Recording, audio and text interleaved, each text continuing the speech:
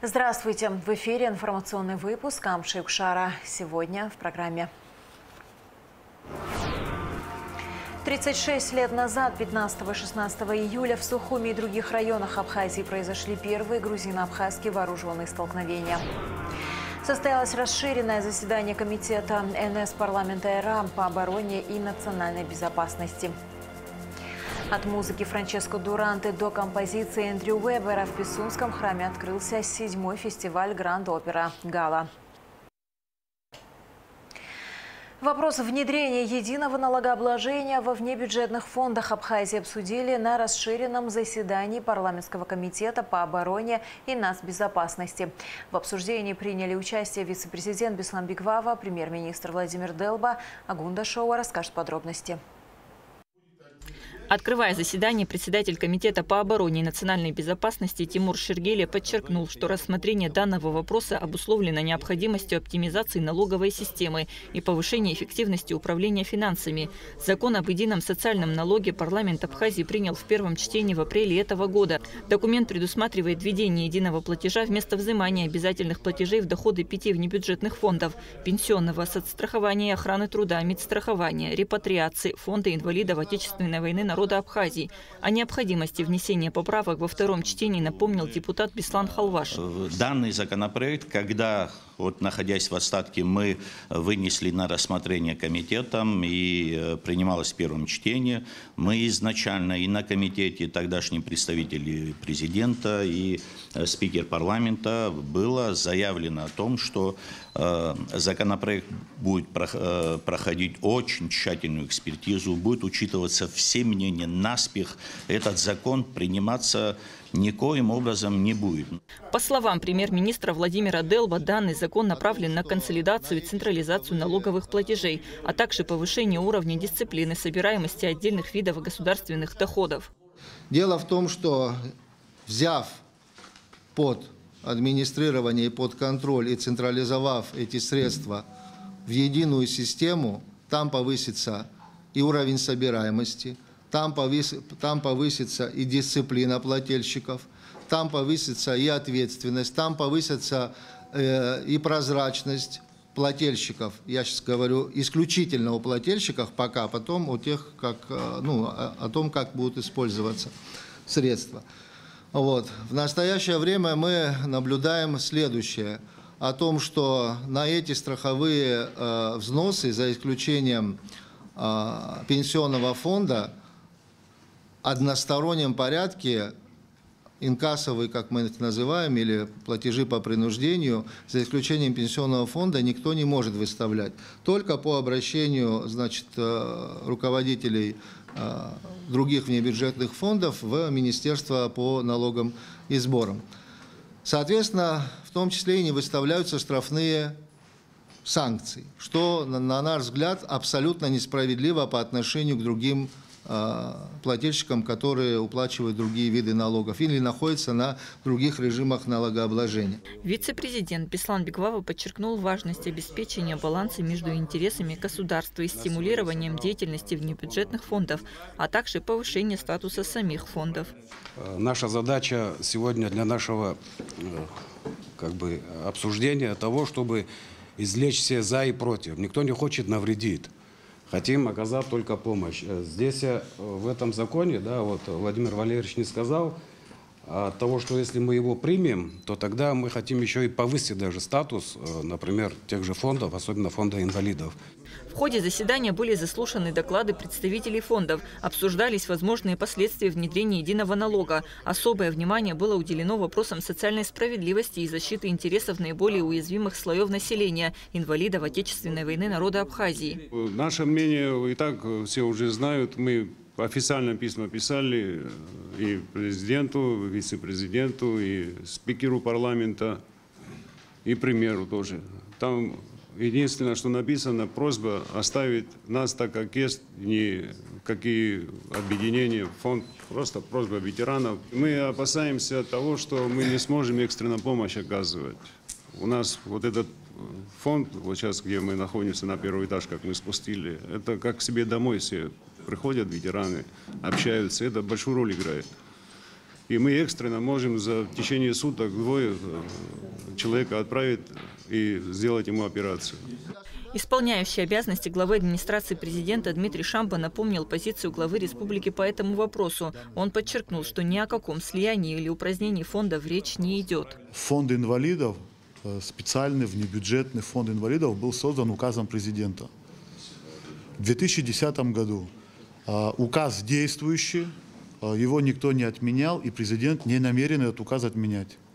Позиция президента такова: рассматривать законопроект с тем, чтобы централизовать платежи, пересмотреть еще, как сказал Владимир Валерьевич, ставки, сделать их более дифференцированные, и чтобы в самом законопроекте заложить механизм расщепления. Единое налогообложение позволит упростить процедуру сбора налогов, сократить административные издержки и обеспечить большую прозрачность в деятельности внебюджетных фондов.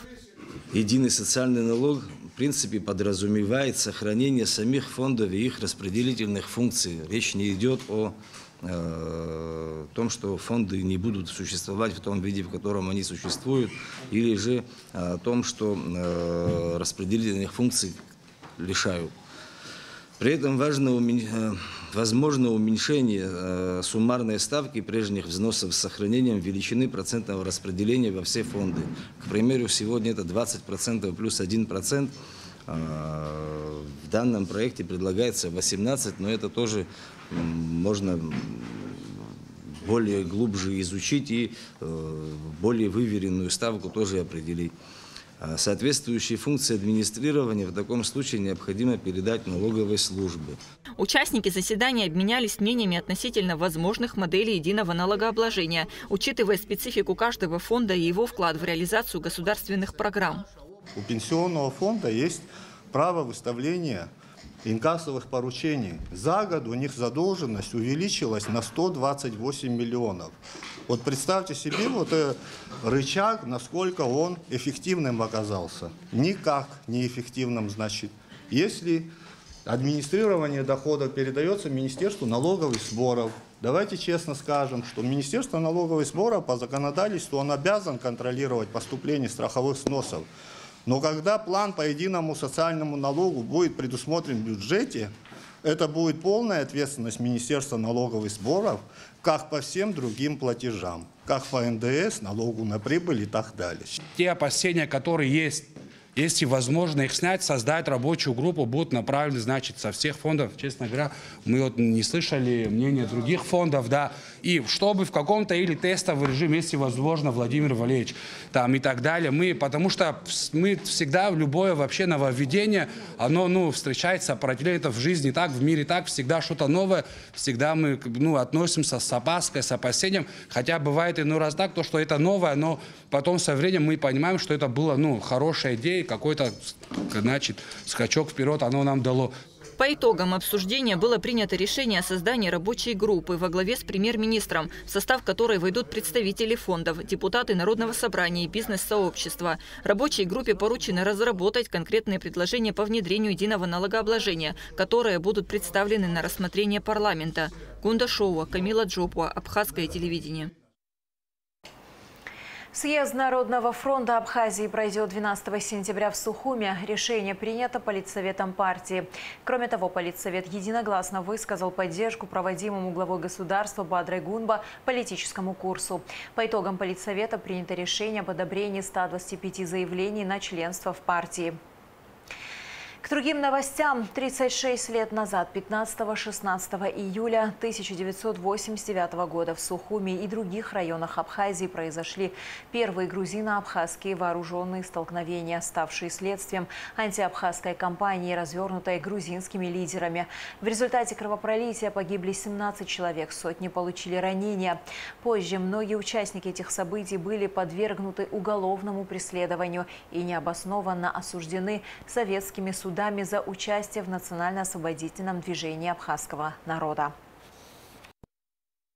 В истории нашего государства немало дат, повлиявших на судьбу абхазского народа, на его самоопределение, обретение им государственной независимости. 15-16 июля 1989 года в городе Сухум и других районах Абхазии впервые произошли грузино-абхазские столкновения.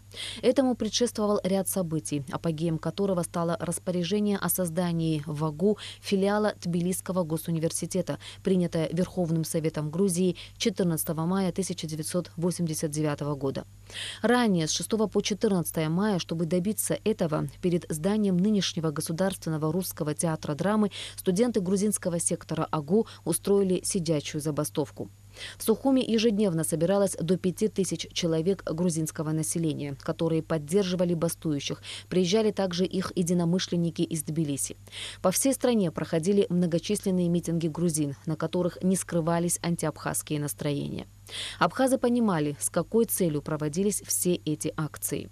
15 мая представители абхазского народа собрались на площади Ленина. Туда вынуждено было прийти и тогдашнее руководство Абхазии. На этом митинге руководство республики заявило, что открытие филиала Тбилисского госуниверситета в АГУ носит временный характер.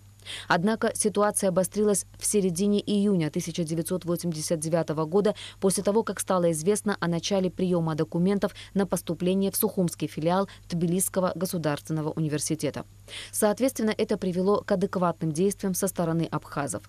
22 июня в Госфилармонии началась сидячая забастовка, участники которой требовали прибытия из Москвы комиссии Верховного Совета СССР. Комиссия прибыла 3 июля, и акция прекратилась. Постараемся объективно разобраться, доложить Верховному Совету. Нет, мы посадим кого-то. Видимо, будем слушать. По крайней мере, я как председатель комиссии буду настаивать, чтобы на комиссии по национальной политике, межнациональным отношениям в Верховном Совете заслушали мы и руководство Республики Грузии и Абхазии по этим наболевшим вопросам. Я думаю, что на этом работа не остановится. Депутатская комиссия после изучения документов, многочисленных встреч и бесед уехала 10 июля. Подготовленное ею заключение о нецелесообразности разделения АГУ по национальному признаку было опубликовано в республиканских газетах на абхазском и русском языках «Абсных общесоветская Абхазия». Республиканская газета на грузинском языке «Сабчота Абхазете» решила напечатать его текст, но с комментарием руководства ТГУ, где говорилось, что заключение комиссии не имеет юридической силы и прием документов от абитуриентов продолжается. В воскресенье 16 июля в помещении Сухумской первой грузинской средней школы, несмотря ни на что, планировалось начать приемные экзамены в филиал ТГУ. Обстановка накалялась уже не с каждым днем, а с каждым часом. То тут, то там, в центре города, вспыхивали локальные потасовки с применением всего, что попадало под руку. Абхазы численностью около 5000 человек постепенно собирались на площади Ленина. Среди них было много женщин. Примерно в 21 час 30 минут на них со стороны улицы Чавчавадзе последовало нападение до 1000 оголенных по пояс, чтобы не перепутать своих с чужими грузин. Впереди ехало 2 КАМАЗа с молодыми людьми, которые скандировали «Сакартвело». Начало появляться огнестрельное оружие. Всю ночь по городу слышалась стрельба.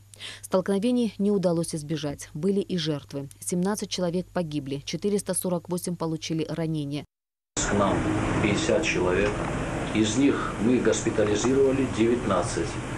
10 человек были у нас пострадавшие с дробовым ранением в области, в основном, головы, верхней половины туловища.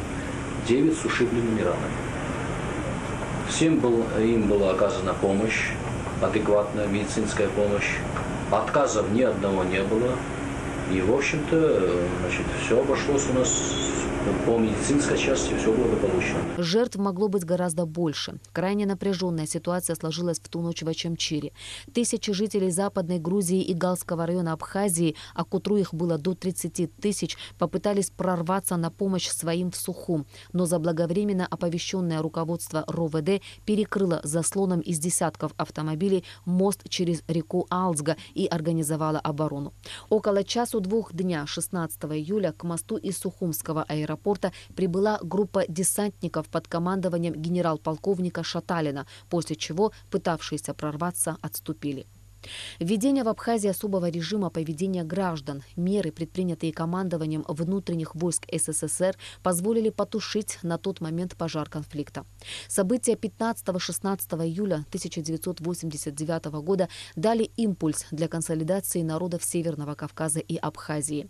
Активизировалась работа по объединению прогрессивных сил. 25-26 августа 1989 года в Сухуми состоялся первый съезд Ассамблеи горских народов Кавказа. Громче стал звучать голос Народного форума Абхазии Айтгылара. Ирина Аршба, Абхазское телевидение. Общественная организация Союза абхазских добровольцев Кабардино-Балкарской республики наградила председателя Государственного внебюджетного фонда инвалидов Отечественной войны народа Абхазии Дмитрия Тарба и его заместителя Имзара Ашуа медалью «Честь высшей жизни». Заместителя председателя Адице Цушба вручили благодарственную грамоту за сотрудничество и всяческую поддержку.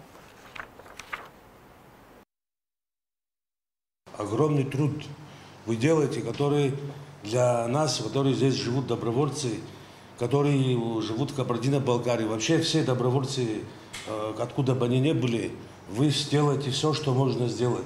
Я лично в курсе этого всего, сколько человек вы отправляете в санаторий отдыхать. Это большой труд, это мы понимаем, но мы тоже от Союза добровольцев хотели бы сказать табу. Спасибо вам огромное, братья. Когда трудно было, мы все вместе были. И всегда должны быть вместе. Мы для вас, и где мы нужны, мы всегда рядом. 53 майнинг-аппарата, 30 из которых были в работе, обнаружены и изъяты сотрудниками МВД в городе Очимчира. Подробности в оперативной съемке МВД. В домовладении номер 174 по улице Адлиба в городе Очимчира выявлен факт незаконного подключения к энергосети с целью деятельности по добыче криптовалют. В результате проведенных оперативно-профилактических мероприятий на данном адресе сотрудниками районного отдела службы государственной безопасности и уголовного розыска отдела внутренних дел по Очимчирскому району была обнаружена майнинг-ферма на 53 аппарата. На момент проверки к энергосети были подключены 30 машин по добыче криптовалют, еще 23 аппарата не работали. Владелец майнинг-фермы Пачуля Сундар Шубевич. Оборудование было демонтировано и помещено на склад районного отдела службы госбезопасности. Еще 15 аппаратов изъяты для добычи криптовалюты, изъяты в Сухуме с сотрудниками ГТК. Оборудование было обнаружено в нежилом помещении во дворе дома номер 16 по улице Когония. Как выяснилось, помещение арендовал гражданин Физиков для ремонта майнинг-аппаратов.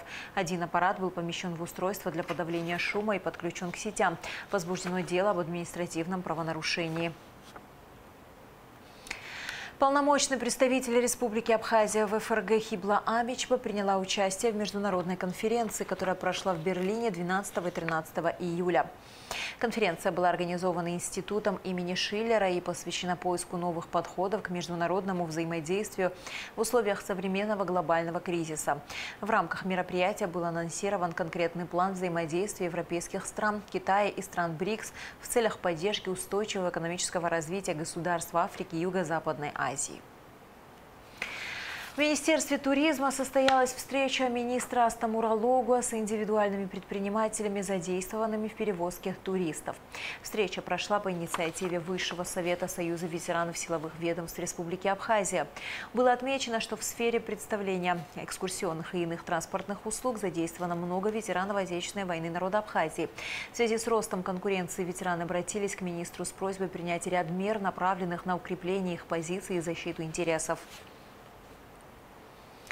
Семьи погибших участников СВО прибыли на отдых в курорт Пицунда. Прием гостей организован по поручению министра туризма Астамура Логуа. В составе группы 50 человек из многодетных семей. Они будут отдыхать 2 недели. Для гостей подготовлена экскурсионная программа. СЭС Сухума провел проверки в местах общественного питания на набережной. По словам инспектора-эколога Леонида Чукбар, практически во всех заведениях сброс сточных вод идет в грунт, что влечет за собой серьезные последствия. Инспекторы составили акты и выдали предписания. Предприниматели обязали устранить нарушения в срок.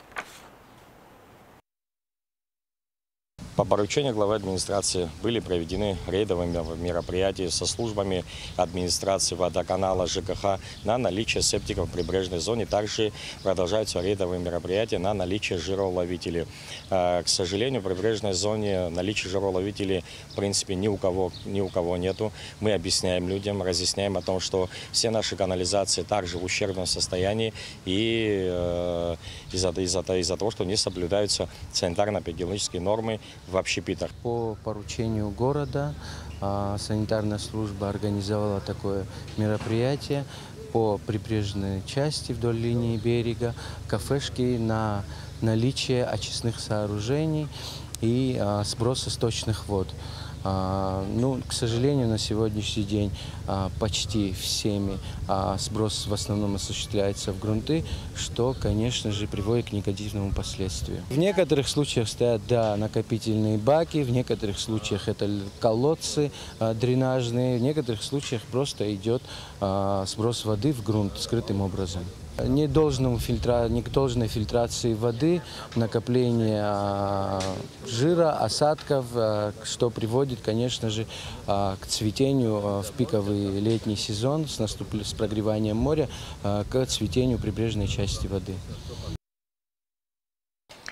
Администрация города будет демонтировать незаконно установленные рекламные конструкции, сообщает пресс-служба мэрии. Отмечается, что для установки рекламы необходимо наличие разрешения, а при установке вывесок согласование с отделом архитектуры макета вывески.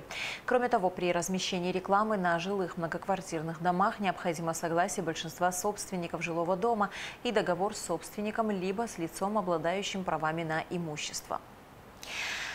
Продолжаем выпуск. От музыки Франческо Дуранте до композиции Эндрю Уэбера. В Пицунском храме открылся 7-й фестиваль Гранд Опера Гала. На сцене выступили Саид Габеча, Зарина Абаева, Анна Юркус, Борис Степанов, а также солисты Ростовского академического симфонического оркестра и камерный хор «Лик». Фестиваль приурочен к 50-летию Государственного Пицунского концертного зала, в котором установлен орган. Он продлится до 21 июля. Репортаж Сарии Кварсхелия.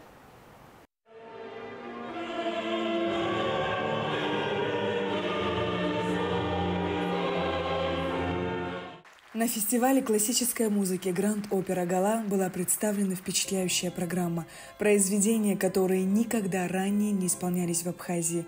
От музыки Франческо Дуранте до композиции Эндрю Ллойда Уэбера прозвучало и потрясающее произведение Моцарта, а также рождественская оратория Сен-Санса, оставившая слушателей под глубоким впечатлением.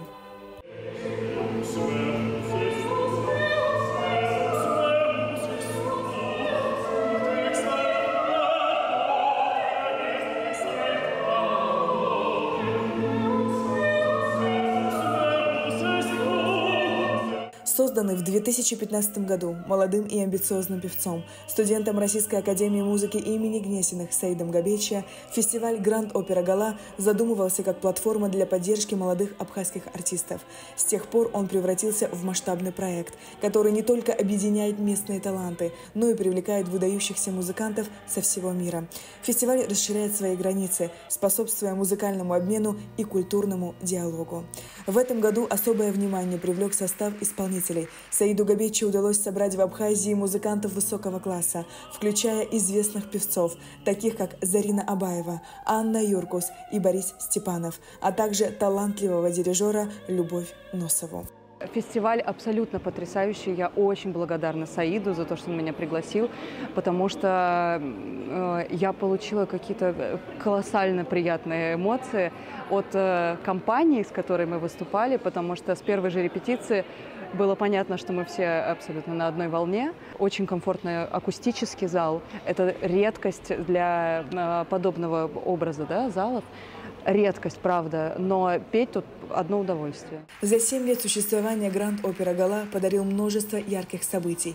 Первое гала-событие с участием камерного оркестра Абхазии стало началом для дальнейшего развития. Особо запомнился 2019 год, когда состоялась историческая постановка оперы «Богема» Пуччини, первая как полномасштабная опера на сцене Абхазского театра, впечатлившая зрителей своей эмоциональной глубиной.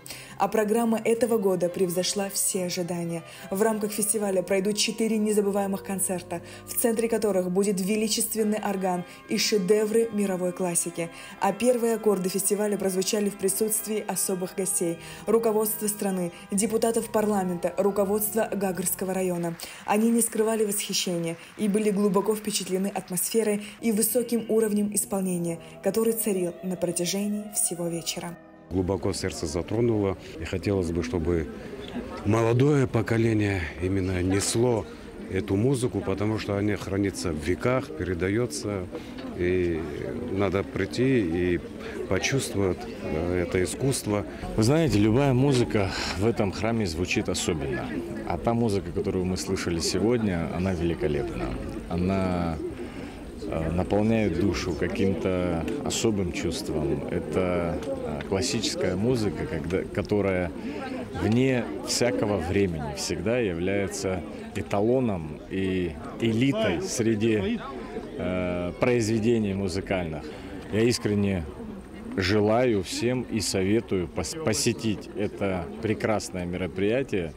Вы получите неимоверные впечатления. Проведение концерта в столь величественном месте, как Пицунский храм, действительно создало уникальную атмосферу, где сама архитектура и дух храма стали неотъемлемой частью музыкального события. Интерьер буквально оживал в такт музыки, создавая незабываемую симфонию света и звука. В это время впечатления от органа и хора умножались, и зрители невольно становились частью живого искусства, где каждая нота и каждый луч света объединялись в гармоничное целое. Я очень рад, что в Абхазии такое происходит у нас сегодня в нашей культуре. И то, что Саид Габеча вот такого уровня фестиваль организует, и в этом году, как я вижу, программа действительно очень разнообразная, еще 3 концерта, разных совершенно. И вот, скажем, завтра будет танго Астора Пьяццолы. То, что он это делает, это, конечно, заслуживает большого уважения. И я желаю ему, чтобы вот его усилия, его любовь к Абхазии, к абхазской культуре, его желание поднять стандарты, его желание сделать так, чтобы мы приобщались действительно к высоким образцам мирового искусства, чтобы это все выразилось в его дальнейших высоких достижениях. Так что всем рекомендую посетить концерт этого фестиваля. Потрясающе, неожиданно. Брависсимо. Ой, очень тронут, очень шикарно, прямо. Ангельская музыка, все исполнители на такой высоте, что мы будем очень долго переваривать этот великолепный вечер. Спасибо большое. Понравилось. Очень понравилось. У меня нет слов. Аж до мурашек. Все великолепно. Огромное спасибо, что такие мероприятия проводят у нас. Спасибо большое. Приезжайте всегда. Мы всем рады. Было необыкновенно, неожиданно, очень много эмоций положительных. Это просто что-то шедеврально, это необыкновенно, это красота просто неземная. Мы в большом восторге, получили огромное удовольствие. Это впечатление на всю жизнь. Важно отметить, что в этом году фестиваль вернулся к формату концертов, чтобы отметить 50-летие органного зала в Пицунском храме. Это важная дата для всей страны, так как орган звучит здесь уже полвека, привнося незабываемый вклад в культуру страны. И я не мог пройти эту дату мимо. И, конечно, вот мы перешли опять в формат концертов только для того, чтобы отметить в Пицунде эту дату, потому что это мой дом, это мой храм. Я здесь родился и с самого детства хожу в этот храм. Для меня огромное счастье то, что сегодня еще прозвучала духовная музыка, оратория Сен-Санса, рождественская, с изумительным светом, с потрясающим составом артистов, с изумительным оркестром, хором, свет. Ну, как бы все вот собралось воедино, и мне кажется, вы тоже почувствовали вот рождение Христа, и мы его очень здорово обозначили тоже. В четверг заслуженная артистка России Екатерина Мечетина для страны, я считаю, это огромное событие, ее приезд, потому что она потрясающая пианистка. Мы с ней исполним программу романсов Рахманинова, она исполнит сольно Рахманинова, также Шопена, ну и, конечно, с Лукой они тоже исполнят дуэты. И в заключительном гала Зарина Абаева, Лука Гаделия и я будет большой гала-концерт. Конечно, гала 21 числа. Он будет очень красочный. Я приглашаю вас на каждое мероприятие. Оно будет очень богатым по программе. Гранд Опера Гала – это не просто фестиваль, а живое культурное наследие Абхазии, которое продолжает вдохновлять новое поколение музыкантов и ценителей искусства. Каждый день фестиваля обещает быть не менее завораживающим, и у зрителей впереди еще множество удивительных моментов, которые они смогут разделить с выдающимися исполнителями. Сария Кварцхеля, Музафар Астанов, Абхазское телевидение. 16 июля в зале Республиканского центра народного творчества Абхазии имени Кортуа состоится 12-й республиканский фестиваль авторской бордовской песни «Пою тебе, Абхазия». В нем примут участие как местные авторы и исполнители, так и известные российские барды из Краснодара и Черкесска. В рамках фестиваля также будет представлена экспозиция с фотографий серии «Спасение» фотографа-журналиста, лауреата конкурса Союза журналистов Кубани «Золотой объектив-2024» Анны Кравец, посвященная работе волонтеров на побережье Черного моря. Начало в 19 часов, вход свободный. И в завершении выпуска о погоде. В среду 16 июля в Абхазии ожидается переменная облачность из-за перепадов атмосферного давления, местами дождь разной интенсивности, гроза. Температура воздуха ночью 20-25, днем 26-31 градус, температура морской воды 26 градусов.